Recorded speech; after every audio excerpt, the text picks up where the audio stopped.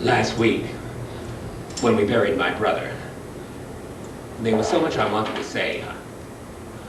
I couldn't do it. You see, I simply couldn't speak.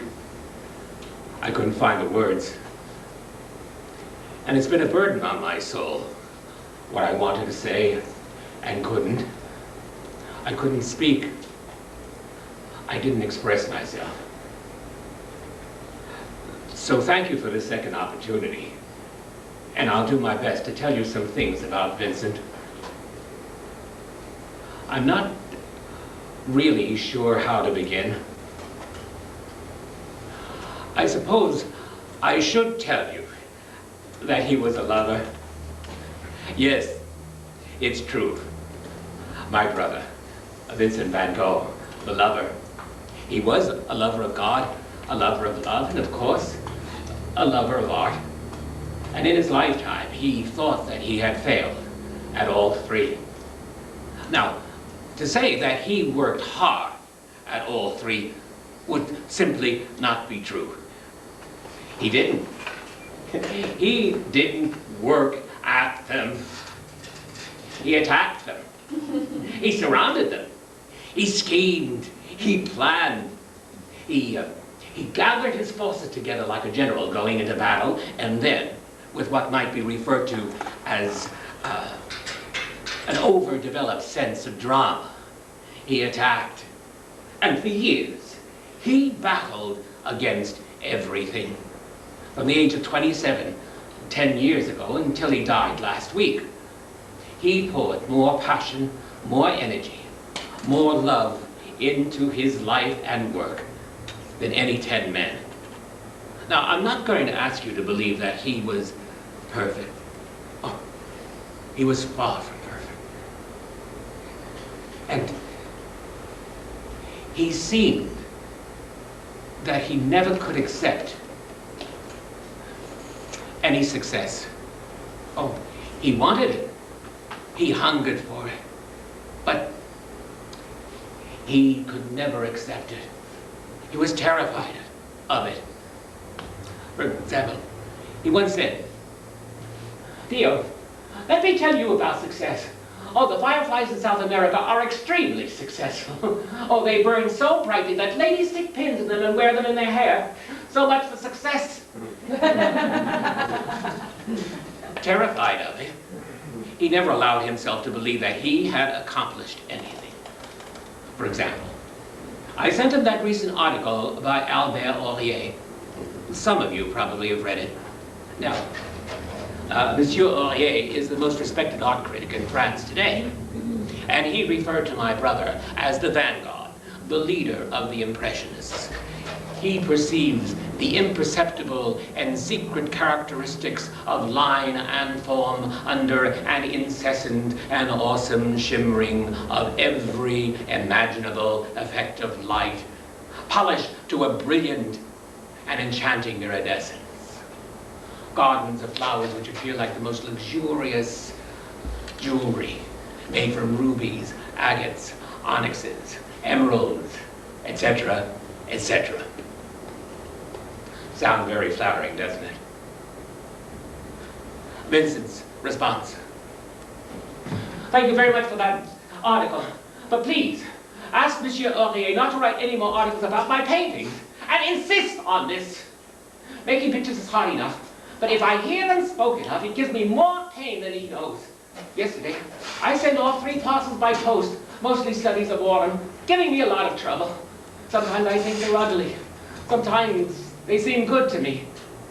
You tell me not to worry too much. Better days will come. If I could one day prove that I have not impoverished my family, that would give me comfort." I doubt it. I doubt it. Comfort. Vincent could never accept comfort. Oh, he gave it, but he could never accept it. For some reason, for Vincent, it was always necessary to find the hardest way. What comfort he was after 13 years ago, when he decided to spread the word of God. That was his first great passion to follow in the footsteps of our father and our grandfather, to be a minister and to preach. In Belgium, in the south, there is a district called the Borinage, with a population of laborers that work in the coal mines. Vincent wanted to go there as an evangelist, to preach the gospel to the poor. I begged him not to go. Come home, work with me here in the gallery, wait for a better position. But no, he had to go, to bury himself in the coal mines of the Borinage. That's where he went to seek his comfort. And the parishioners, oh, they loved him. They trusted him. Because with those people, Vincent felt at home. With the poor, with the peasant, with the outcasts. With them, he felt at home. He actually believed that one had to be poor in order to preach to the poor.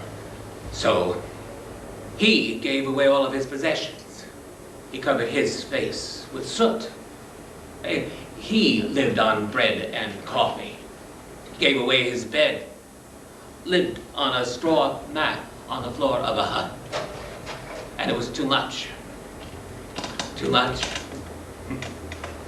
Too much for the church authorities. He was not their ideal image of a proper servant of God.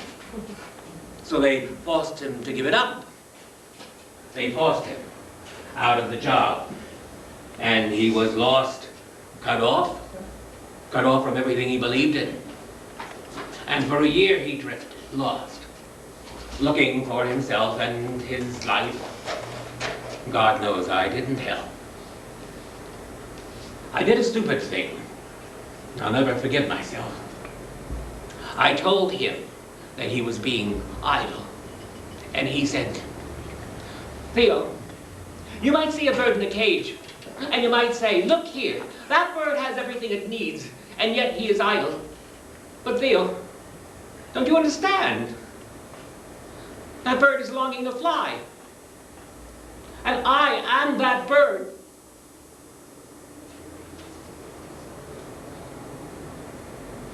At last, 1 year later, I received a letter from him from Brussels, October 1880.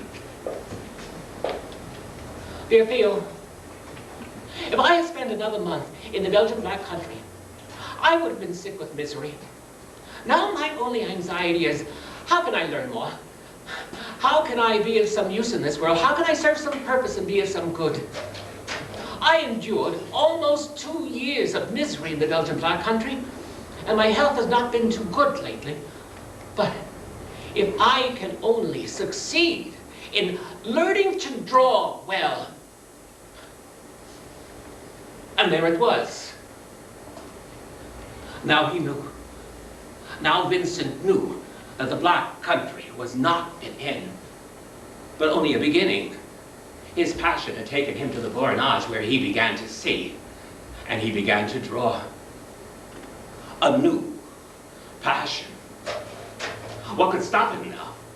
What could stand in his way? He had crawled out from the bowels of the earth, stepped out into the sunlight, washed the coal dust from his face and his hands. I have started, Theo. I have felt my energy revive, and I said to myself that in spite of everything, I shall rise again.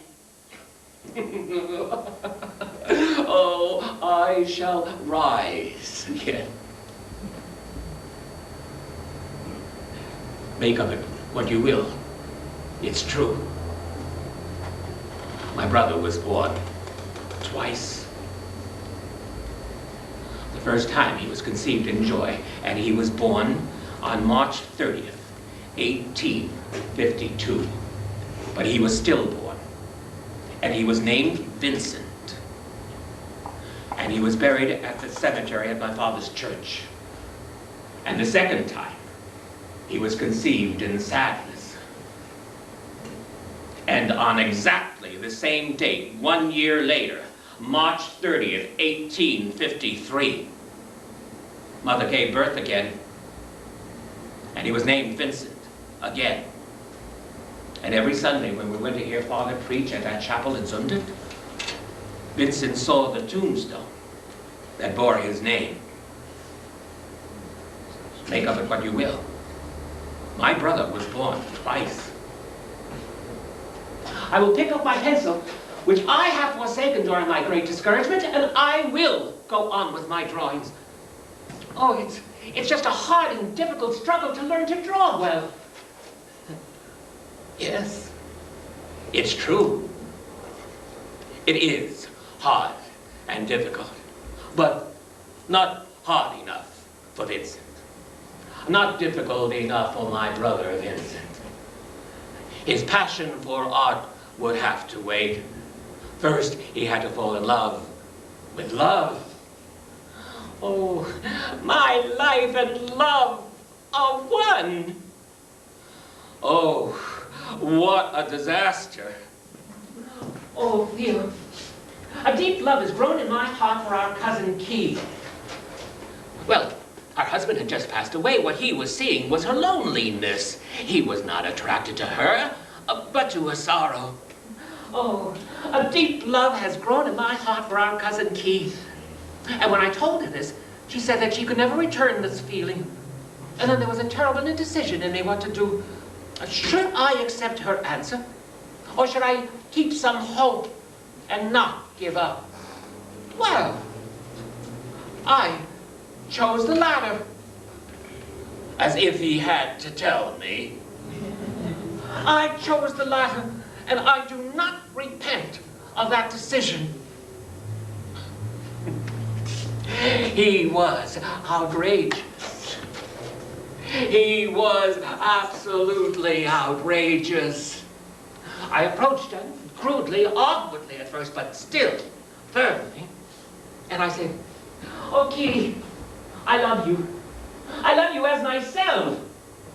And she said, "No, never, never." Sounds very encouraging, doesn't it? And when she said this, it was as terrible a blow as a death sentence. For a moment, I was absolutely crushed to the ground. And then, in that inexpressible anguish of soul, there arose a thought in me that was clear, like a light in the night. Whosoever can resigneth himself, let him do so. But he who has faith, let him believe. And I arose, not resigning, but believing. Bravo, Vincent. Bravo. I don't mean to be cruel to my friends, and I'm sorry if I seem to be. Vincent spoke often about love, and beautifully. For him, love, beauty, and God were one. He once said, "I think that everything that is really good and beautiful, of inward, moral, spiritual, and sublime beauty in men and their works, comes from God. And I always think that the best way of knowing God is to love many things. Love a friend, love a wife, love something, anything you like. But one must love. That leads to God." Well said. Well said. But why, Vincent, why must you always seek out disaster? Oh, since I really love, there's more reality in my drawings. And at present, I'm beginning to think I'm beginning to get a draughtsman's fist. Theo, I must see your face again. I must speak to her once more. I want money for the trip to Amsterdam. And I gave it to him. I gave him the money. And I wish to God that this time, this very first time, I had the strength to refuse him. It might have saved him some pain. Vincent went to Amsterdam. Key heard that he was coming, and she left the house. Vincent burst into the dining room and confronted her father. "Where is she? Where is Key?" The father answered that she was not here. But Vincent wouldn't. Vincent couldn't believe that Key had actually left the house. to avoid seeing him. Please, Uncle, let me see her. Let me speak with her. Oh, I know I'm not a success yet, but I will be. All I need is a chance to prove myself. Please, let me speak with her. Let me speak with her for as long as I can hold my hand in the flame of this candle. I am a stranger on the earth.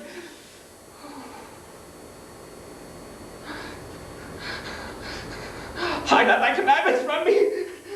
I am a stranger on the earth.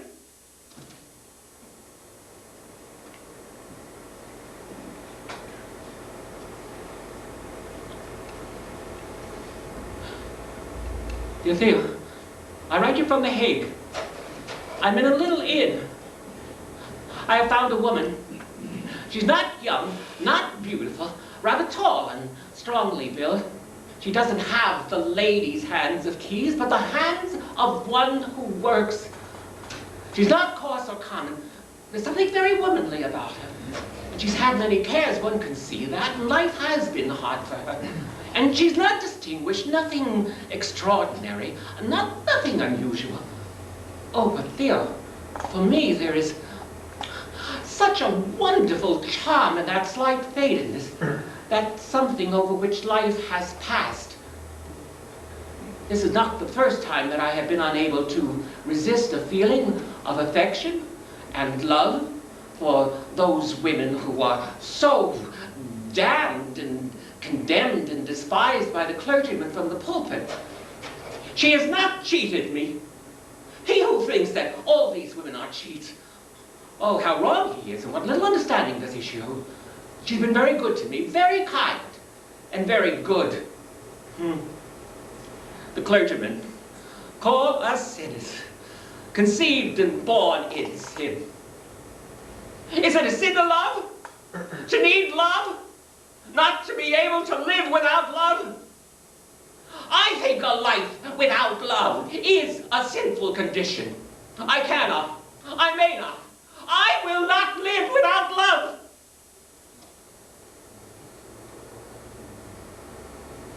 Is it clear? A woman of the streets. My brother's new love was a woman of the streets. And she was coarse and common and vulgar. Everyone who met her, including me, was appalled by her. She drank, and she smoked cigars. You understand, of course, that I was now not just supporting my artist brother, but this woman and her child, and her unborn child, and eventually even her mother. You understand, of course, that I was the one who had to speak to our parents. Vincent couldn't. That was impossible. Always impossible. Every meeting between Vincent and Father ended up in nothing but pain. Horrible arguments. Father finding fault and Vincent growing more and more difficult, stubborn. So I was the negotiator, and I tried. I tried. I was foolish enough to think that I could change my parents' feelings about this, and that they might accept the situation. Well, now, how do you present this kind of news to your parents? A minister and his wife. Father, I have some news about Vincent. Yes, he's found a woman. No, Father, no, I don't think it's very likely that you would know her. No. Yes, Mother, yes, I've met her. What is she like? Interesting. Very interesting. No, Father, no, she's not employed. Vincent tells me that she has given up her career. By the way, there's a child. And she's expecting another. No, Mother, no. Not by Vincent. Well, we don't really seem to know exactly who the father is. For some reason or other, our parents were not very understanding. And Father started yelling, "We'll take legal action. We'll have him declared unfit to manage his own affairs. We'll put him into an asylum." And it was war. War in the family. And for Vincent, it was a holy war. He had found a fallen woman, and he was saving her and her children from the streets. For him, it was a holy work. He wanted to marry her. I asked but one simple thing: to love and care for my poor, weak, ill-used little wife without them trying to separate, worry, or hurt us. Now, what could I do? I had absolutely no choice. I was caught between Vincent on one side and my parents on the other. I had no choice. And for the sake of the family, I finally asked him to leave her. And I used the one weapon that I had. I threatened to cut off his financial support. Oh, you catch me between two fires. But my head must be cut off, and here's my neck. Do it.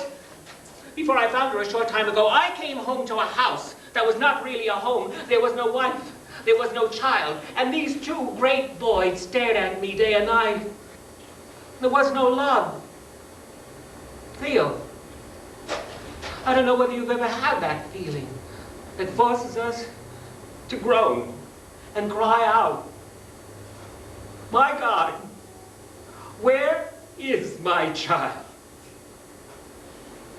Theo, a wife you cannot give me, a child you cannot give me. Money, yes, but what good is it if I have to do without the rest? He couldn't live alone. He had to live for someone. And the truth of it is, his work was getting better. It was growing. And his financial needs were also growing. And it wore him down.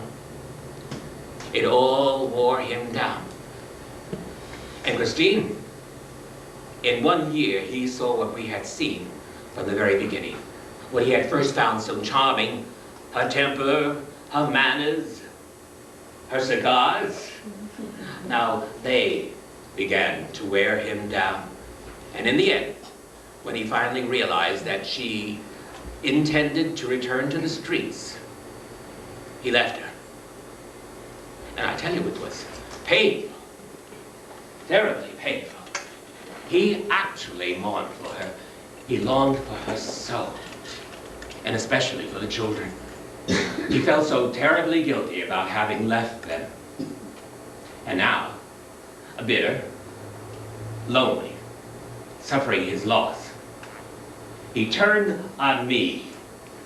I'm doing some paintings of the weavers, and it will disappoint me if you were to send these back to me. It seems necessary for me to point out that when I send you a certain number of drawings, you at least show them to somebody. Last week, I was asked 3 times by absolute strangers, "Why is it you never sell your work?" Theo, this is the truth. You have never sold a single piece of work for me, not for much, nor for little. In fact, you haven't even tried. Not so long ago, you told me yourself that you were a merchant. Well, sir, if I send you a number of drawings, can I count on you to show them? Just because we started as friends, with a mutual sense of respect, I will not suffer it to degenerate into protection. If you do not do anything with my work, then I do not cherish your protection. Oh, you tell me my work is almost saleable, but... Oh, Theo, that's where I was with you a few years ago. In all this time, you've never shown me any sign that you believe in my progress. Your opinion of my work must be very low indeed, if you will not show it, if you will not even soil your hands with it. Not one sign that you believe in my progress. Instead, there's the money. But for the work, nothing. Well, I no longer can live on that. It's getting too lonesome, too cold, too empty.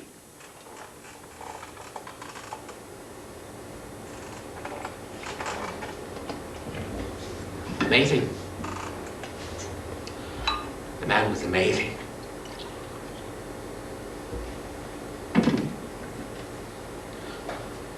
I won't say ungrateful. Just amazing.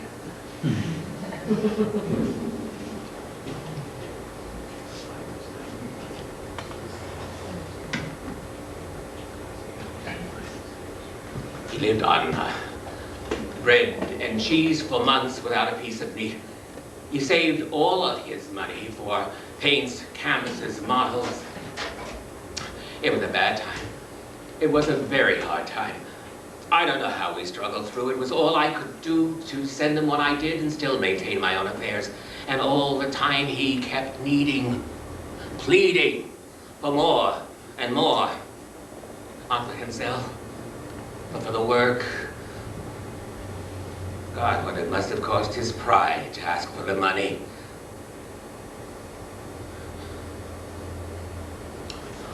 I must be fair to myself.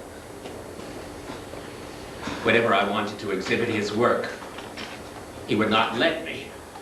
There was always some excuse. No, I'm not ready. I don't have enough paintings to show. No, that gallery is too dark. No, that gallery has a bad reputation. We'll wait until I have 30 or 40 more large paintings, and then we'll show them. But only in your apartment. He would not allow me to exhibit his work.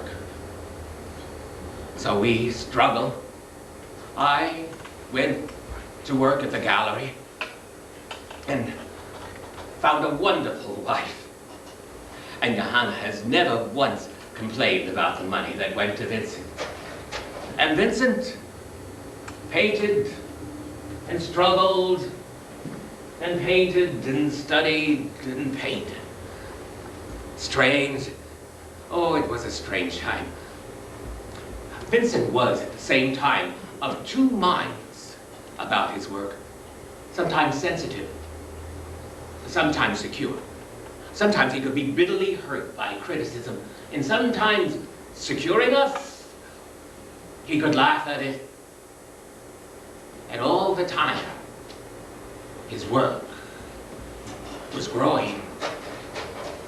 I want my paintings and subject to live, not to satisfy the academician, not to be academically correct. I must learn to paint what I feel, not to paint what I see, but to paint what I feel about what I see.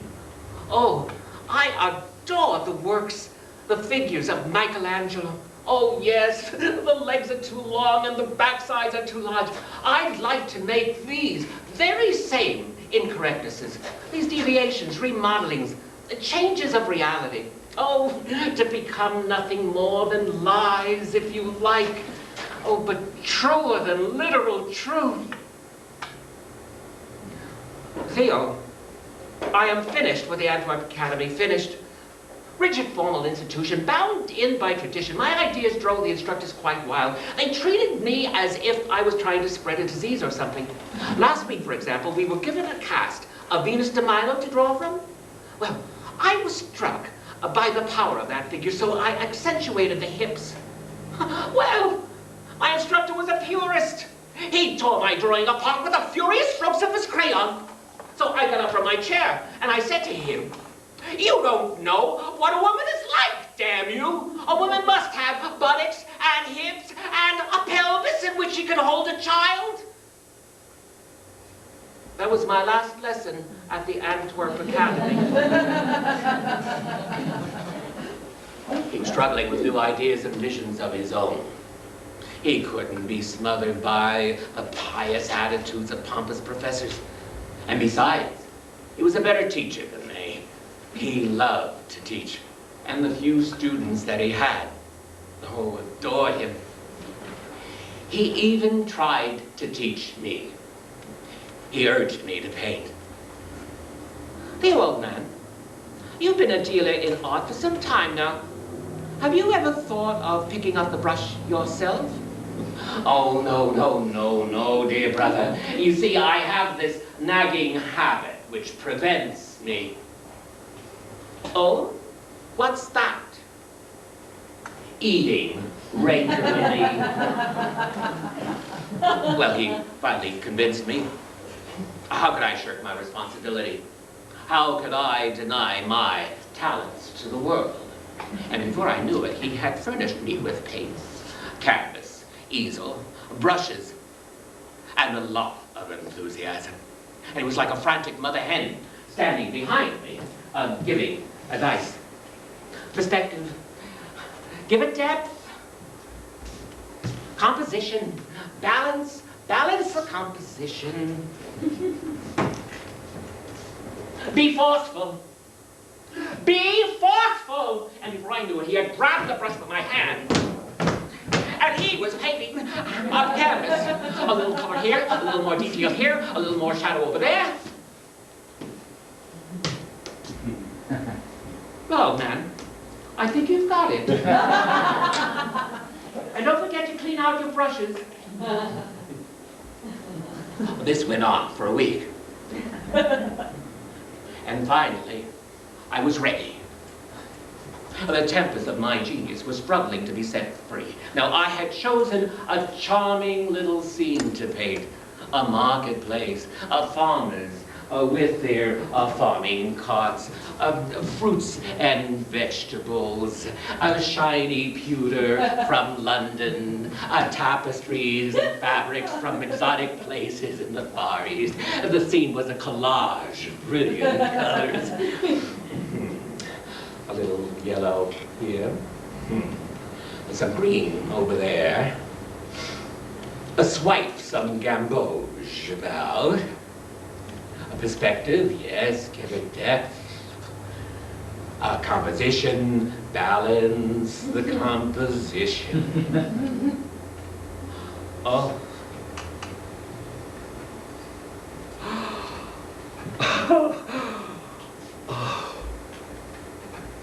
I couldn't wait to show Vincent. I hurried home as fast as I could.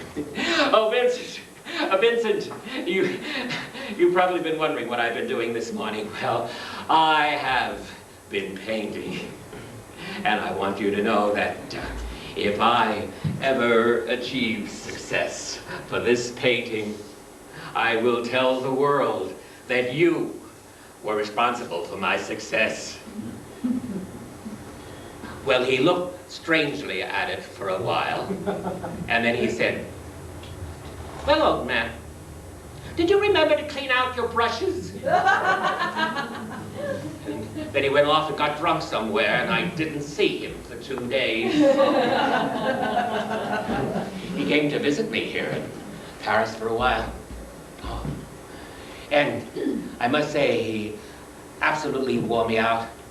I think I would have been seriously ill if he had stayed any longer. He was so full of confidence, so strong in his opinions, and fierce, absolutely fierce in his arguments. He went on endlessly, night after night.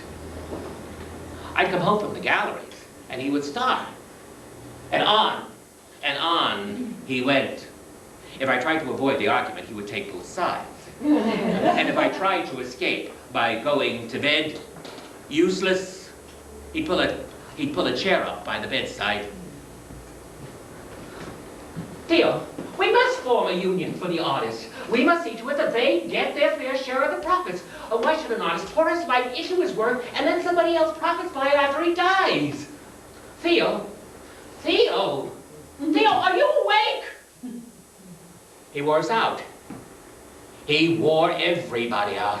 My best friends found various excuses to avoid coming to the apartment.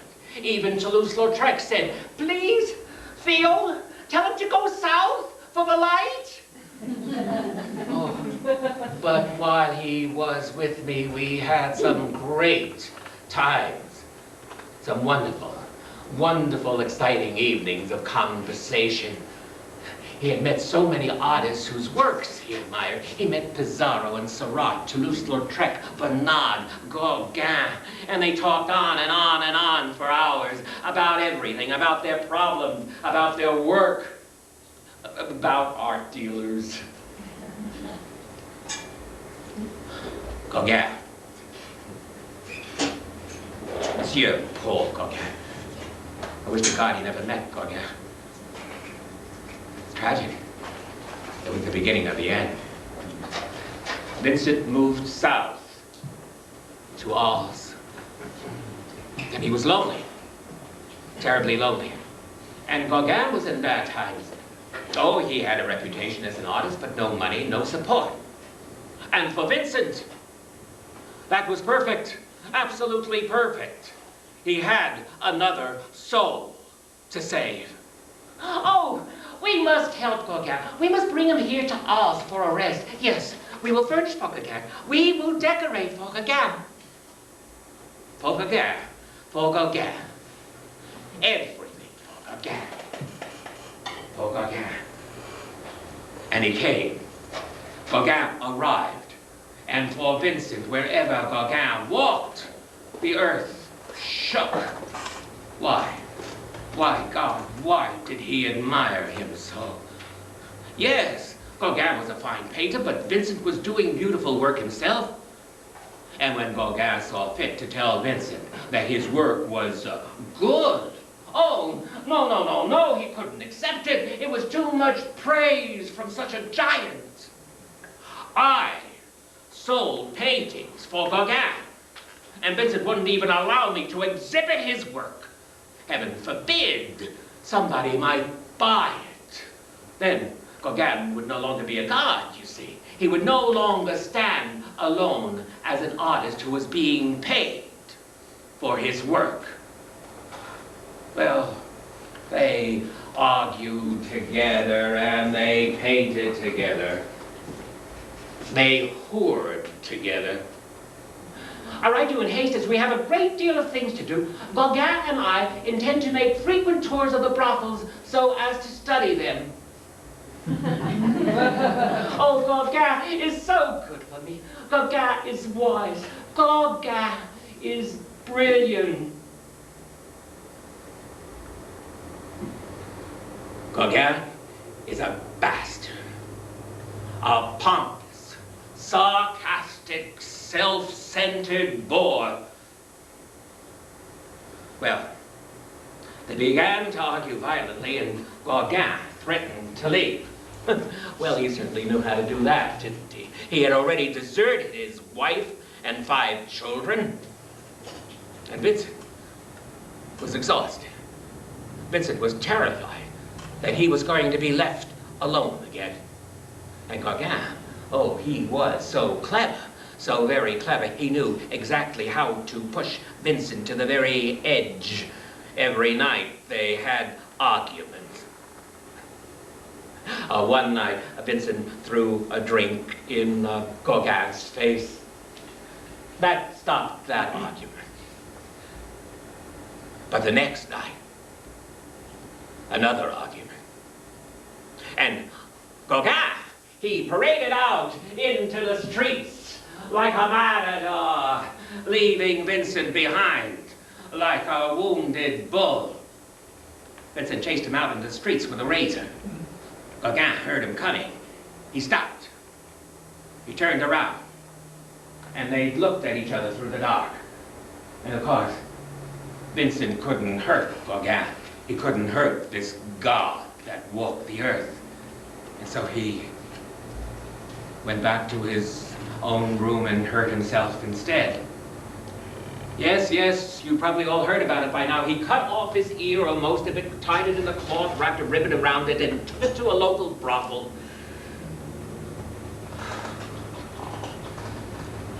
There was this prostitute by the name of Rochelle. Used to mock her patrons like a parrot. 5 francs or cut off your ear. 5 francs or cut off your ear. Vincent handed her the package and told her to guard it carefully. They went back to his room and collapsed.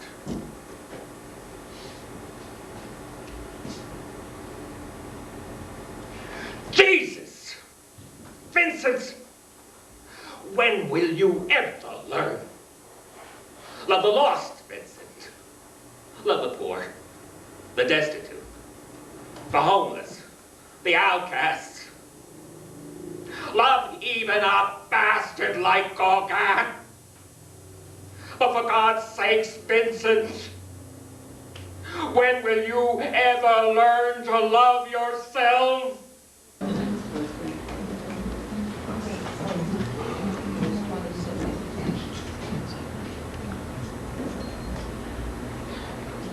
Dear Theo, I write you in full possession of my faculties, and not as a madman, but as the brother you know. And this is the truth. A certain number of people here, and there were more than 80 signatures, addressed a petition to the mayor declaring that I was not a man fit to be at liberty. Oh, something like that. The commissioner of police then issued an order to shut me up for the good of the community. Anyhow, here I am in a cell, locked up, under lock and key, with keepers, with my guilt not being proven or even open to proof.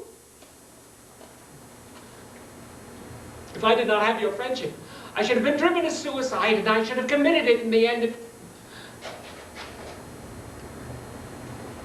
Oh. If the police had protected my liberty and prevented the children and even the grown-ups from crowding around my house and climbing the windows as they have done as if I were a curious animal, I should have more easily retained my self-possession. In any event, I have done no harm to anyone. And for the present, I prefer to remain indoors, as much for my own peace of mind as for others. The next 6 months were the best and the worst. Vincent's paintings came out of the darkness. His colors were seasoned bright. His draughtsman's fist was sure. He saw the wheat fields and the cornfields with a special vision of beauty. It was as if nature had spoken to him. And the doctor's reports were encouraging. And Vincent himself was hopeful. But he had a relapse. And worse, perhaps, than the hell and torment of his illness were the good people of the town of Oz. They considered him mad, some kind of a freak. In fact, they would have driven him mad. They teased him, they laughed at him, they chased him through the streets. They climbed the trees outside his window as if he were a creature to look at. Hey, throw us an ear! Throw us an ear! They even threw garbage at him. When will you stop? When will you stop? What do you expect? What do you want your artists to be? Your thinkers, your visionaries, your philosophers? What do you expect of them? What do you want them to be? Will you not simply accept the contribution of the individual? Won't you judge him on his work alone? Or must he satisfy your social needs as well? Oh, I've heard it said among you. He was mad. He was strange. He was not like us. Well, that's true. He was different. And you were blessed with that difference because he gave you beauty. And some of you someday will learn to appreciate that beauty because he was different. And some of you will even profit by it because his works will be sold and resold and resold at higher and higher profits. If your favorite poet touches your soul and gives you that spiritual connection with the rest of mankind, isn't that enough? Must he also be dressed by your tailor? And if an artist sacrifices his comfort, his strength, his very life to bring you his special vision of beauty to decorate your walls and your halls, must he also have proper table manners? He had hurt no one. He could have responded to being loved, being liked, or even being left alone. But no, they pursued him. like a hunted animal. Vincent was not mad, my friends, but it was he who chose the asylum as Saint-Remy, and there, among the mad, he found some peace. And when he was working out in the garden, and all the patients came out to watch,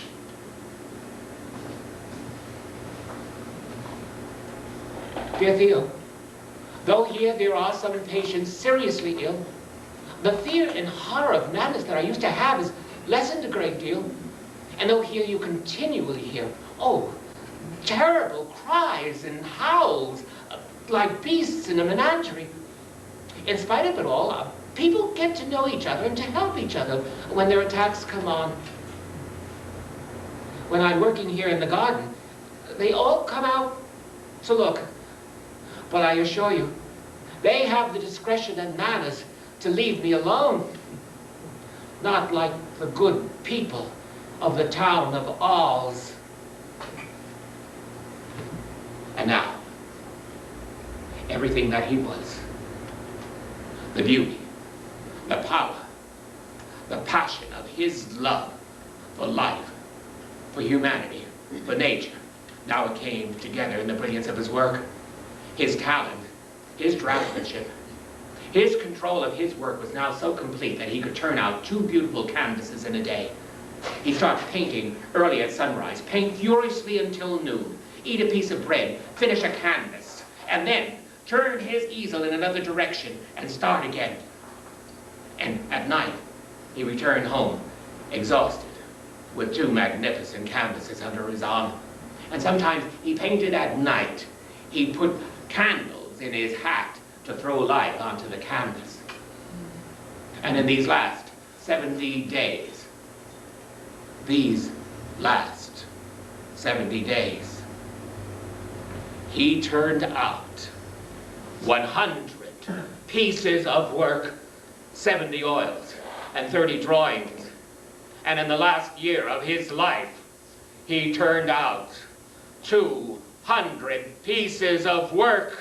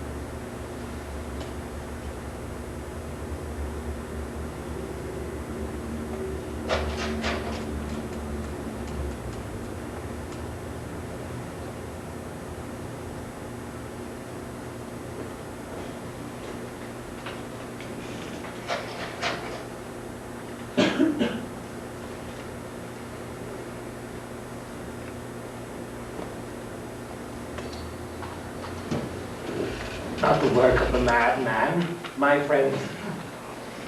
He was sick, very sick, epilepsy. That's what the doctor reports said. I have them all. From Dr. Ray, his physician at Oz, epileptic crisis. And from Dr. Peyron, the chief surgeon at the asylum at Saint-Remy, attacks of epilepsies. He had seizures, a number of seizures, and the attacks terrified him, but they would have terrified anyone. He was drained, physically and emotionally. Hallucinations, visions, horrible voices. It was like nightmares. One time I found him eating his paints. Another time he was drinking the kerosene from the lamps.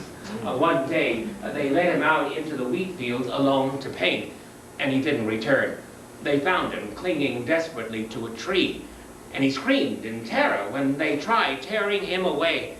He believed the tree had captured his soul and that if he left it, he would die. And after each attack, he was terrified of the next one, which he knew would come. But still, with all this, when he was well enough to paint, he painted.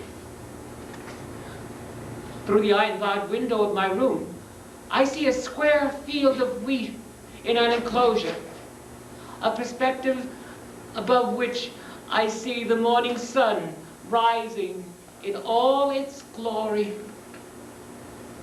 And then, one joyful, miraculous, incredible day, 4.5 months ago, we sold one of his paintings, The Red Vines. It sold in Brussels for 400 francs, his first sale. And now I address myself to Henri Croissant, critic, author of the following. In The Red Vine by Vincent van Gogh, if one assumes an ordinary point of view in judging this painting, what does one say of the irradiating light, the diffusion of rays, the vineyard in blood-drenched colors, and the orgy of warm and intense tonalities in which blood and fire appear to have usurped the place of color? I will say, and not without reason, it is madness. How dare you? How dare you, sir? Is this your contribution to the world of art? Are you a physician, sir? Then I humbly suggest that you do not diagnose my brother's health, but study his work instead. Why? Why is it so necessary for so many of you to assume my brother was mad? Why? Why does it seem to comfort you so? It should have been a beginning. His first sale. It should have been a beginning. Vincent was now living in Auvers. He had a room over the Café Revaux, and he was under the care of Dr. Gachet, a good, kind man with an interest in art. And he had a beautiful place to work. He had his wheat fields and his cornfields and his sunflowers. He had someone to care for him. He was getting recognition, and he had soul. It should have been a beginning. My dear mother and sister, oh, I am feeling much calmer now, and the quiet, the restlessness in my head, oh, it's greatly quieted down. I think of you often and should like very much to see you once again. I am quite absorbed in the immense plain, the wheat fields against the hill, boundless as the sea, and the delicate yellows, and the delicate pale greens, and the delicate violet of a turned over and weeded piece of soil, and everything under a sky of delicate white and blue and pink and violet tones. Oh, I'm almost in a mood of too much calmness to paint this.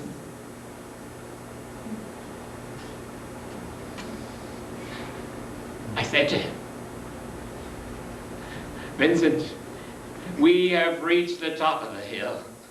Oh, you and I are like two horses in harness, and we are reaching the top of the hill. It's time to celebrate.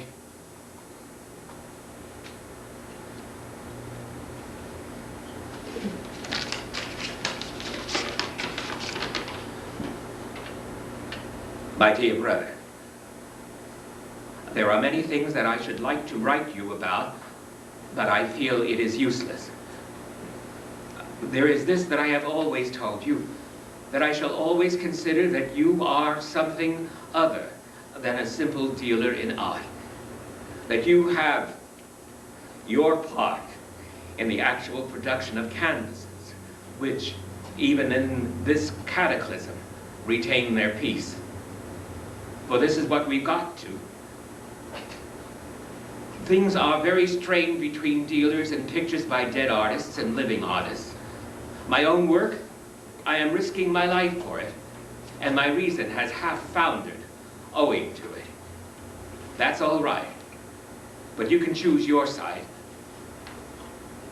I think, acting with true humanity, but what's the use? What's the use? The last letter he wrote, I found it in his pocket. Last week I received a letter from, a telegram from Dr. Gachet, telling me that my brother had injured himself seriously and that I should come. Dr. Gachet was with him when I arrived. Vincent was sitting up in bed, calmly smoking his pipe. His face was pale, but peaceful. That Sunday, as usual, before noon, Vincent had gone out to the wheat fields alone to paint, with his easel and a gun, and shot himself in the breast. He must have lain out there in the hot sun all day long, because it was long after supper when he stumbled through the doors of the cafe, staggered up the steps, and collapsed in his bed. I sat beside his bed and held his hands in mine. He looked up at me with those blue, innocent eyes of his. He had that same look as when we were children. And he had broken one of my toys, and he was oh so very, very sorry for it. He asked my forgiveness for having cost me so much money over the years. He was surprised that he was lingering on. Oh, Theo, I have been a failure in so many things in my life. I hope I haven't failed at this. But Dr. Gachet said to him, "Oh, Vincent, you have a strong constitution. Your wound isn't serious. Your chances for recovery are good." But he wouldn't have it. No, Vincent wasn't going to have it. The stubborn mule wasn't going to have it. He was determined that he was going to succeed in his own death.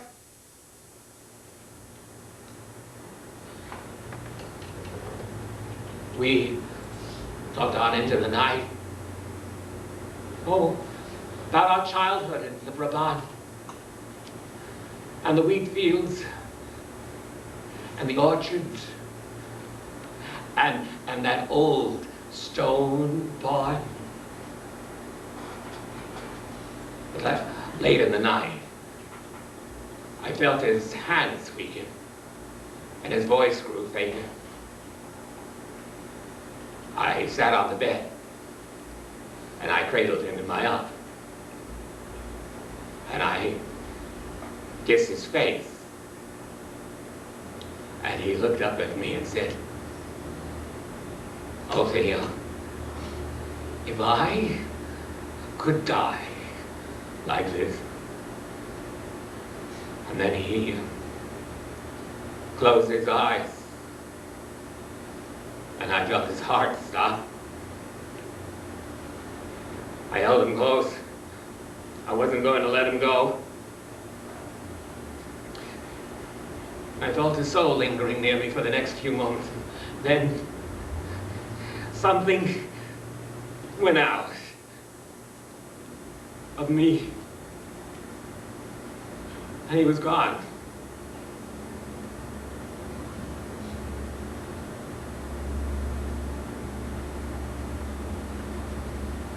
The minister at Albert said that because Vincent had taken his own life, the church could not condone this practice by allowing the service to be held there. So Revaux closed the cafe, and we laid Vincent out on the billiard table. We covered him with a sheet until a carpenter could be found to make a box for him. And all of his friends came to see him for the last time. Even Toulouse-Lautrec, who himself had just been released from an asylum at Neuilly-sur-Seine.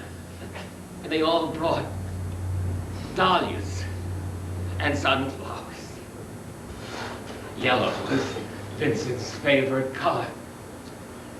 And we hung Vincent's most recent canvases on the wall, and Revaux lit some candles, and Dr. Gachet placed Vincent's easel and his paint box and his little stool in front of the table. The minister wouldn't come to the cafe, so Dr. Gachet performed the services. And his voice was so badly broken that I could barely understand him.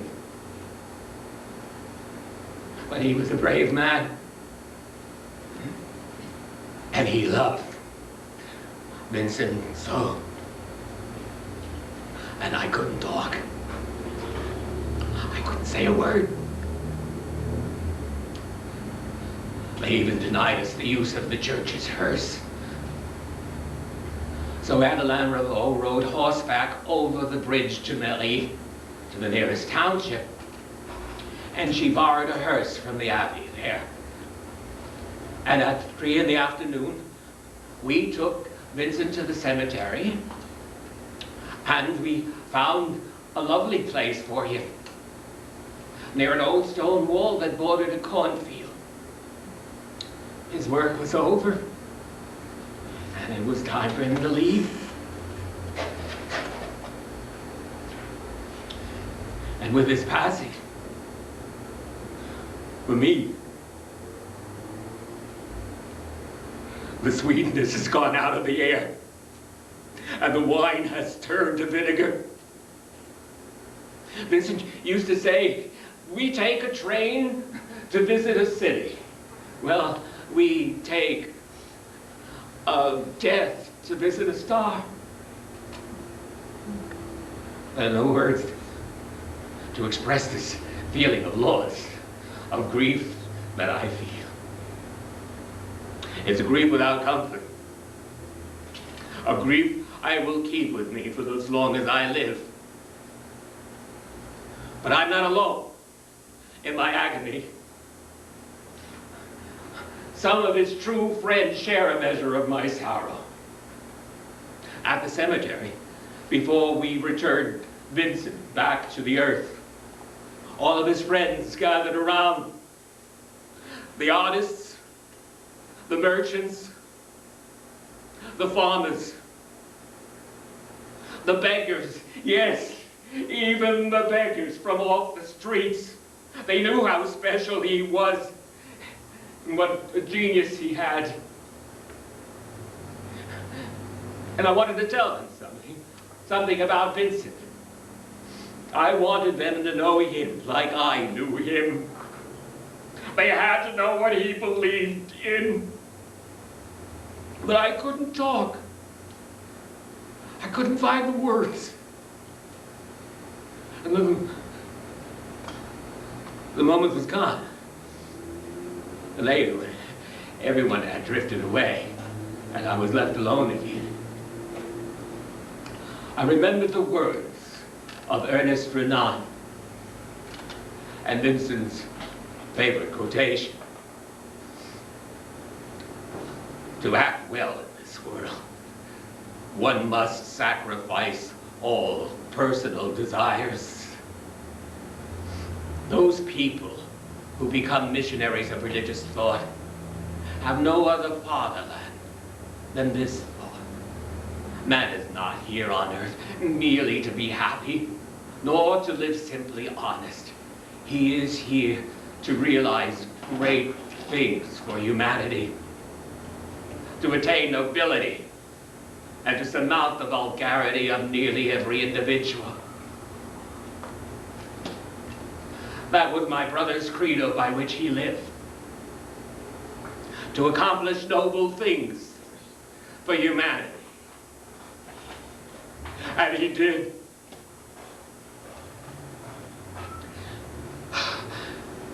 And at last, I have said the words. And I thank you. I thank you. Maybe now I can find some peace. And I only hope that my brother has finally found the rest that he was so longing for. Life was such a burden for him. Now, as usually happens, people will be so full of praise for his talents. Oh, my friends, he was my own